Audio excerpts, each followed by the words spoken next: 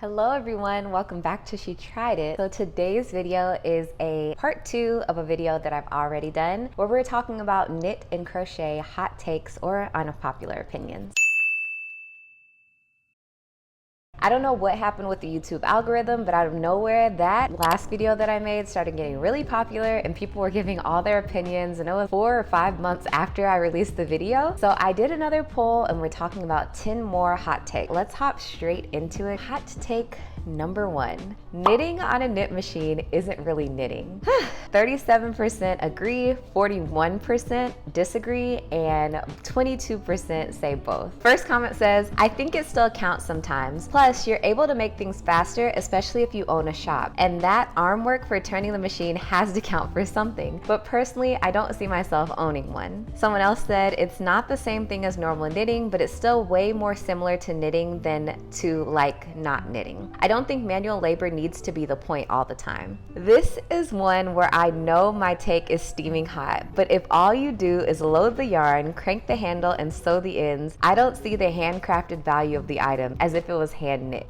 Okay, starting off strong. This is gonna be really hard. I did want to add this one because as of now, it's October 28th, and I know that a future video that I'm gonna release is a sewing machine video, but I was just wondering, like, what do they think about knit machines? I really wanted to get y'all's feedback at the time of releasing that video, and I'm glad that I got it. I'm gonna go ahead and say both. Now here's the thing, I agree with all the comments. I do think you churning the whole crank has to count for something, but I also agree that it may not have the same value as a hand knit item. Now, if you have someone charging you $80, $90 for a sewing machine hat, that's kind of ridiculous because it took them no more than 30 minutes to make for the most part, maybe 45, but it was less than an hour, we know that for sure. However, if you have someone hand knitting a hat, that absolutely took more than an hour, and $80 makes sense. I think that people can maybe take advantage of the fact that it can look exactly like hand knitting. To say that it's not knit is just not true because it looks exactly like what someone could do with their hand. That's my reasoning though. It looks just like knitting, but it's not hand knitting. But I know people are probably out there charging like it is. That was a tough one. Hot take number 2. There is too much drama in the fiber community. 38% said agree. 38% said disagree, and 24% said both. The first person said, it depends on who you follow and who you're listening to. Not every drama is worth partaking in or knowing about. We all need to learn how to mind our business and communicate better. Great point. Agree, but there is a lot of drama in every community. What drama? Besides knitting versus crochet, or English knitting versus continental knitting, or acrylic versus natural fibers, or new crafters versus seasoned crafters. Okay, maybe there is drama. Now I have to change my answer. I agree with all these comments, but again, I do have to say both. Honestly, for a long time, I would have said disagree, but then there's been times in my journey where I would say agree. It just seemed like everyone was mad at everyone, especially during 2020. Like, it wasn't even about knitting, but people were just mad about political stuff. So there is drama there. You have people stealing stuff. Oh, your pattern looks way too similar to what I came out with. And honestly, I got more into the drama once I think I'm subscribed to it, but Made in the Moment is a channel here on YouTube, and she was doing knit and crochet tutorials, but she made a new channel exclusively for knit and crochet drama in the fiber community. And it's quite hilarious because I'm just like, where have I been? Like, I know the people that are involved, but I never would have known those stories. So it's so funny how if you're kind of like looking for it, it's there, but if you're not looking for it, you'd never see it. That one, I'm gonna say both. It's there if you want it to be there. It's not there if you don't want it to be there. Hot take number 3. Patterns with video tutorials should be the norm. Again, this was for my own benefit because I do have a lot of patterns with video tutorials, and I was just wondering what y'all would think. 46% said agree, 21% said disagree, and 33% said both. Yes, because I'm tired of looking on IG for what other people say to edit from the pattern. The video doesn't have to address all aspects. I know it takes time. Definitely do the key aspects of the pattern. It can be helpful sometimes, but that is a lot for one person to do. Plus, editing editing can take longer than normal if you're new to it. Both, because I wish it was the norm, but that is a lot to put on every single pattern designer. For this one, I want to say both, but I'm gonna try my best not to. I'm gonna say agree, and I'm gonna go with the person that said not all aspect, but definitely key aspect. If there is something in your pattern that you just cannot convey, maybe it's a particular stitch, I think that that should be in a video, because I know when I was very new to crochet, it was just the way that it was written wasn't enough for me, and usually it was because something was missing. It never hurts to have like a visual version and a written version. I don't think patterns with video tutorials should be the norm, but I do think patterns with two forms of explaining what the pattern is should be the norm. If you only have a written pattern, because some patterns are just like a 2-page chain forward and do 50 rows of this stitch, that is not enough information. Like, give me a little bit more. I think that you need two different ways to communicate. I don't care if that's a video and a written pattern. I don't care if that's a chart and a written pattern. I don't care if that's a chart and a video. I just want two ways to understand, so that if one way doesn't make sense to me, I have something else to fall on. Especially for beginners, but even for seasoned people, I would think that having two ways to present your pattern should be the norm. But it doesn't have to be a video tutorial, because I do agree, maybe the editing may be hard. I don't even think that you need to edit, honestly, if it's a tutorial. You could speed up certain parts that are the simple part, but you don't need to edit it. You could just make a small version of the whole pattern. That's what I do in my videos. I make a smaller version of my actual pattern so that I'm not remaking the whole thing again. Now, if it's already small to make, I will just remake it again or record the other version that I made. I do understand that's a lot to put on a designer. Even with the work that I put into it, I do try to put that into the price of the pattern. For example, the bucket hat that I made. It may seem like a very simple pattern. I have a video tutorial, I have a written pattern, I have a chart, I have a lot of things explaining how to make that hat. So I'm not gonna sell that pattern for free or for $1, because I'm putting a lot of work into that. So I do try to take that into consideration when it comes to this hot take. That was a long one. Let's go on to hot take number 4. Hot take number 4, granny squares are ugly. 19% said agree, 54% said disagree, 27% said both. Let's look at the comments. I think these are gonna be funny. I love them all, from modern to retro. It depends on the pattern and the item, but not everything should be a granny square. Some modern design, color, and fabric look good with granny squares. To each his own, but I don't like lacy granny squares for wearables. I am gonna say disagree. I think that it's bad to just generalize that granny squares in general are ugly. I've definitely seen some ugly granny squares, but I don't think that's enough to make me say, oh yeah, granny squares are ugly. That's a bold statement to make. I've seen some really beautiful ones in purses, in sweaters, in cardigans, in just all different types of designs. So that's the easy one. Disagree. The next hot take number 5, sweater patterns that are a bunch of rectangles sewn together is an unflattering and lazy design. Whew, this is a fun one. 42% said agree, 42% said disagree, and then 15% said both. Let's look at the comments. I don't personally like if the squares are just straight stitches, but if they made something fun out of the panels, count me in. It depends on color. It may allow the user to create something unique. That is a great point too, because if it is a bunch of panels, you could do different colored panels, and that is a fun way to make a boring sweater look a little bit more interesting. I'm gonna say disagree. Now, my preference is a yoke sweater, not a yoke sweater.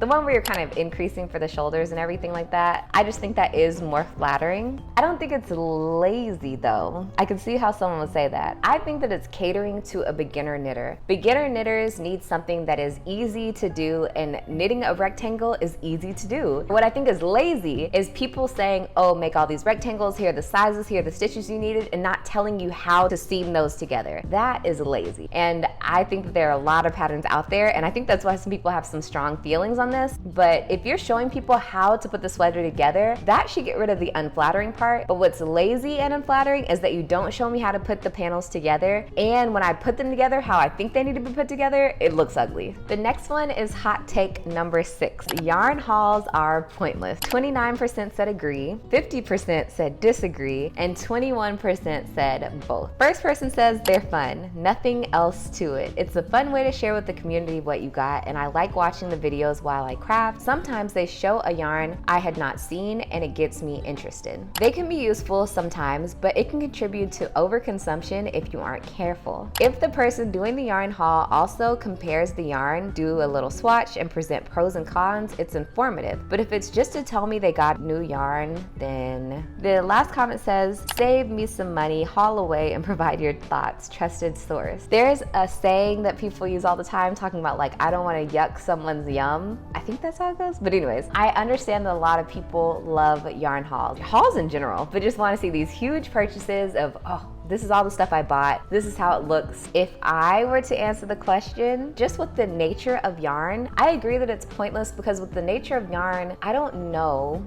that what you show me on a video will tell me enough of what I need to know about a yarn to make me want to purchase it. Now, to me, like what I do, like a great colored yarn or a great drape yarn, that can show me a lot. I don't want to put me in the category that I'm saying, but I feel that seeing me complete a make with a yarn that maybe you haven't used before, I could see how that could get you to purchase it. But just pulling out a yarn, pulling out the skein, showing me how soft you think it is, that's not enough to get me to purchase it, honestly. I'm not one to do a yarn haul, and I'm definitely not one to purchase a bunch of yarn just to purchase yarn. Y'all already know that I'm trying to be a minimalist. My little yarn space is getting out of hand, so I'm about to handle that this weekend. In general, I don't like a huge yarn stash. You will never, ever, you can hold me to this if you want to, you will never see me in a yarn room where the whole wall is yarn. You're never gonna see that. No way. The way that I work with my yarn is I pick the pattern I want to make and then pick the yarn. I'm not one to just buy a bunch of yarn and then go find patterns for what would go with the yarns. That's just how I operate. So I'm gonna go ahead and answer for me, and I'm gonna say agree. I think they're kind of pointless. The next hot take is hot take number 7, and it says crochet patterns seem tacky compared to knit ones. 3% said agree, 78% said disagree, and 19% said both. The first comment says, in my experience, knitting patterns are much more put together and thought out. Crochet patterns are sometimes thrown together and can look kind of tacky. I still love buying crochet patterns. It seems like knit patterns look much more professionally done overall. Not to belittle any person who puts their pattern together, I recognize the talent going into these patterns and respect them so much. I have for sure seen a lot more tackier crochet patterns than knit, but I really think it depends on how the technique is applied. You can do a lot of very interesting things with crochet, but you can also try to cram a lot of interesting things into a garment that would benefit from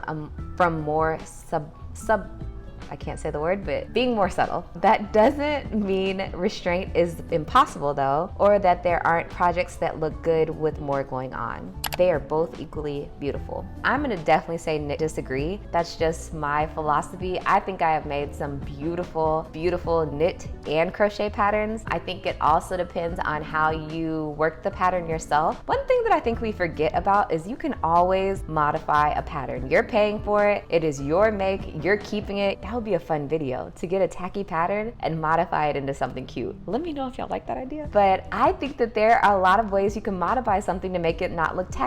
No, I don't think that crochet patterns are tackier than knit ones. This one's interesting. The crochet magic circle is overrated. 32% said agree, 56% said disagree, and 12% said both. The first comment says, once I got a hang of it, I now find it way easier than making a chain loop, etc. It has its purposes and I will forever use it for amis.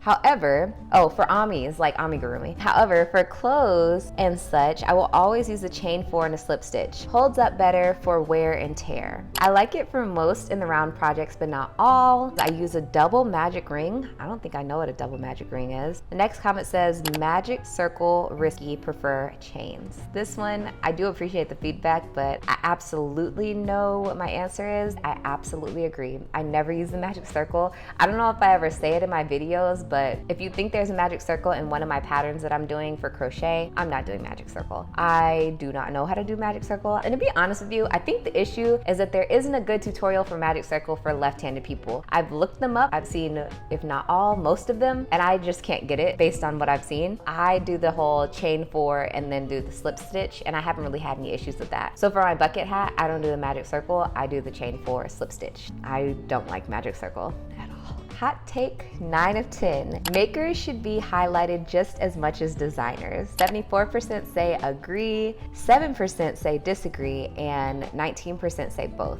The colors that some makers choose can make the pattern gorgeous. Symbiotic relationship. Some designers are not good pattern writers. I think it's a no-brainer here. I absolutely agree with this hot take. I wish that was more the case in the real world, but it's just not. I feel like I was really trying to make it as a maker and it was not working, y'all. I was trying so hard, but you really have to design if you want to put your name out there, because people don't care about what you make as much as they care about what you design. And I could be wrong. Maybe there was something I was doing wrong, because I know I'm doing stuff wrong on this little knit crochet journey. I just think that designing really helped me because making was not getting it. And maybe it was the stuff I was making, but I think the stuff I was making was pretty cute. I don't know.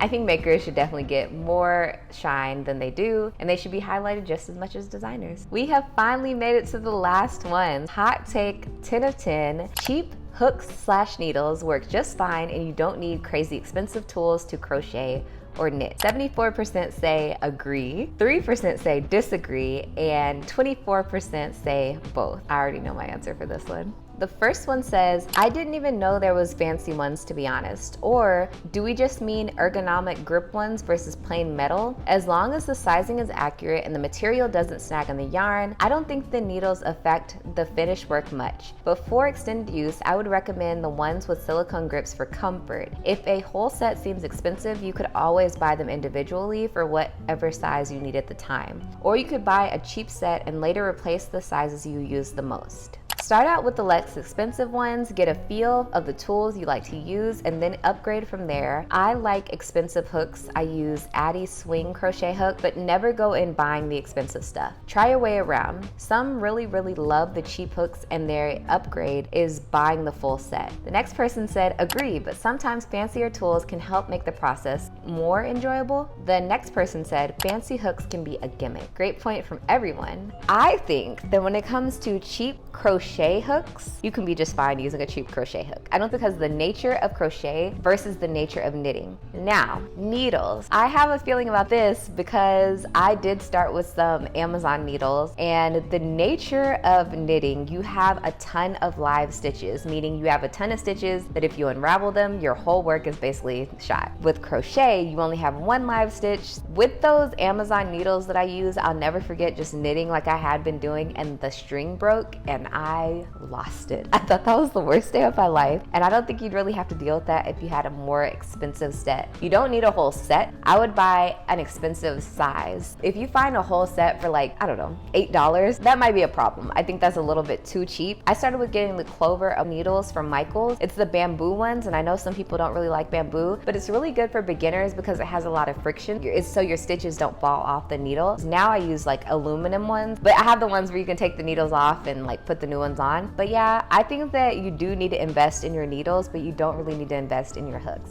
And with that, we're done with today's hot takes. I hope you enjoyed these as much as last time. As always, this video is so much fun to make. I love talking about this stuff with y'all. I love hearing y'all's feedback. If y'all want another one, please let me know. So if you want me to experiment, and if you send me a tacky pattern, the one thing I want to make sure is that we're not trying to make fun of a designer and be like, ooh, this is so ugly and I'm gonna make it cute. That is not the goal. So that's the only thing I'm iffy about with doing this idea. But if you have a tacky pattern that you want me to try to make cute by modifying or something, I would really love to do that video. I don't know, we could figure something out. But if you want that video, let me know some pattern ideas in the comments below and I will get started on that. But with that, we have one more video for this year and I will be done for the year and I'll take a little break. This was so fun and I can't wait to see you in my next video. Bye.